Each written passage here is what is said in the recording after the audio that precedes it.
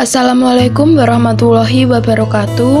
Selamat siang teman-teman semuanya. Pada kesempatan kali ini kami dari kelompok 14 akan menyampaikan materi yang berjudul Kurikulum Pendidikan Islam. Sebelumnya perkenalkan anggota kelompok kami. Yang pertama yaitu Eliana Rahmawati, yang kedua Anis Nurfitriani, dan yang ketiga Rukmatika Khofifah. Pada materi kali ini kami membagi menjadi 4 pembahasan. Yang pertama, pengertian kurikulum pendidikan Islam.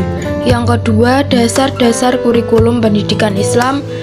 Yang ketiga, komponen-komponen kurikulum pendidikan Islam. Dan yang keempat, prinsip dan ciri kurikulum pendidikan Islam. Pengertian kurikulum pendidikan Islam. Secara etimologi, kurikulum berasal dari bahasa Yunani, yaitu kurir yang berarti pelari dan kurere yang berarti jarak yang ditempuh pelari. Dalam bahasa Arab, kata kurikulum dapat diungkapkan dengan manhaj atau yang memiliki arti jalan yang terang yang dilalui oleh manusia pada berbagai bidang kehidupan. Kurikulum dalam pandangan modern merupakan semua yang secara nyata terjadi dalam proses pendidikan di sekolah. Pengertian kurikulum termuat dalam pasal 1/19 Undang-Undang Nomor 20 Tahun 2003 tentang Sistem Pendidikan Nasional, yaitu seperangkat rencana dan pengaturan mengenai tujuan, isi, dan bahan pelajaran, serta cara yang digunakan sebagai pedoman penyelenggaraan kegiatan untuk mencapai tujuan pendidikan tertentu. Kurikulum pendidikan Islam memiliki arti sebagai rancangan pendidikan dan pembelajaran pendidikan Islam yang diberikan kepada peserta didik agar dapat menjadi pribadi yang beriman, bertakwa, dan memiliki keterampilan hidup yang dijiwai oleh ajaran Islam dan nilai Islam yang bersumber pada Al-Quran dan As-Sunnah. Dasar-dasar kurikulum pendidikan Islam. Dasar-dasar kurikulum pendidikan Islam menurut Al-Syaibani ada 5, yaitu 1. Dasar religi. Dasar religi menjadi dasar utama dalam pendidikan Islam. Dasar ini ditetapkan berdasarkan nilai-nilai ilahi. 2. Dasar falsafah. Dasar ini menjadi petunjuk arah bagi tujuan pendidikan Islam, sehingga kurikulum dapat mengandung kebenaran sesuai dengan yang dikandung oleh Islam. 3. Dasar psikologis. Menurut pandangan Islam, dasar ini memandang peserta didik dalam 2 posisi, yaitu sebagai anak yang akan dibina dan sebagai pelajar yang hendak mengikuti proses pembelajaran. Yang keempat, dasar sosiologis. Dasar ini berimplikasi pada kurikulum pendidikan Islam agar kurikulum yang dibentuk dapat membantu mengembangkan masyarakat, terutama dalam pendidikan yang berfungsi sebagai pelestarian kebudayaan, proses sosialisasi individu, dan rekonstruksi sosial. 5. Dasar organisator. Dasar ini menjadi acuan dalam bentuk penyajian bahan pelajaran. Dasar ini berpijak pada teori psikologi asosiasi dan teori psikologi Gestalt. Komponen-komponen kurikulum pendidikan Islam. Komponen kurikulum menurut Ahmad Tafsir. 1. Tujuan kurikulum menggambarkan apa yang ingin dicapai. Tujuan yang dituangkan merupakan tujuan institusional. Tujuan ini selain berpedoman pada Al-Quran dan Sunnah, juga tidak boleh menyimpang dari tujuan pendidikan nasional. 2. Isi atau materi kurikulum. Isi atau materi kurikulum pendidikan Islam ialah bahan dalam mengisi tujuan pendidikan Islam.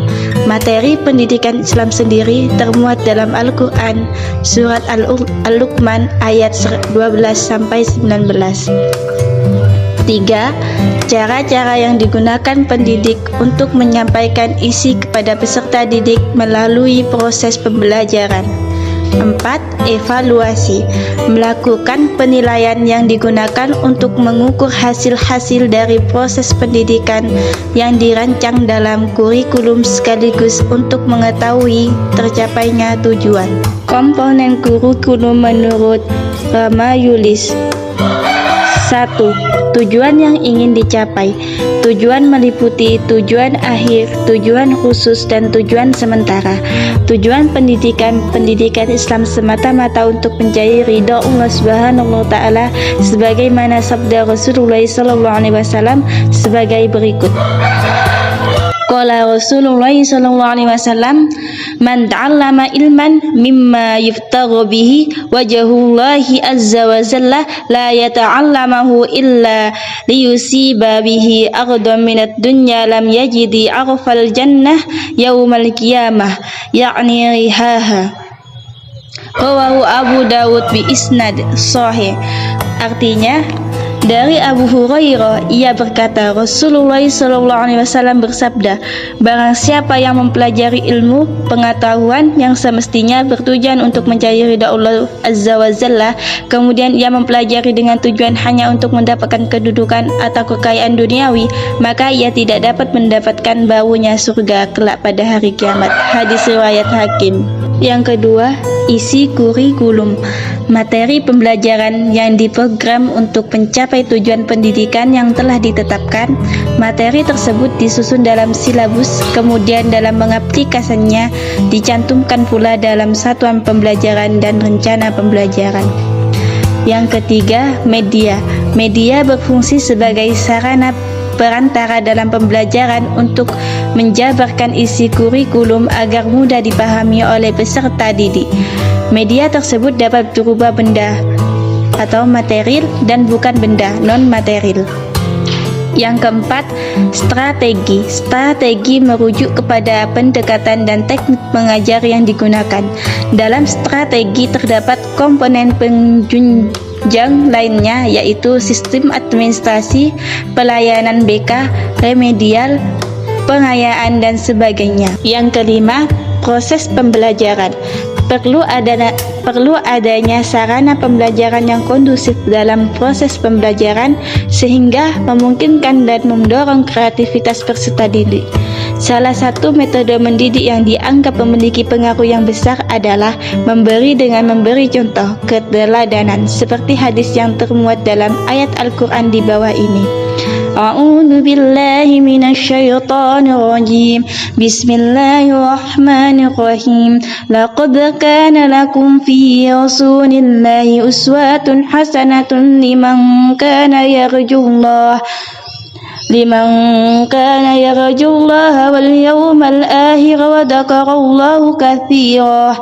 Artinya, sesungguhnya telah ada pada diri Rasulullah itu suri teladan yang baik bagimu, yaitu bagi orang yang mengharapkan rahmat Allah dan kedatangan hari kiamat, dan dia banyak menyebut Allah.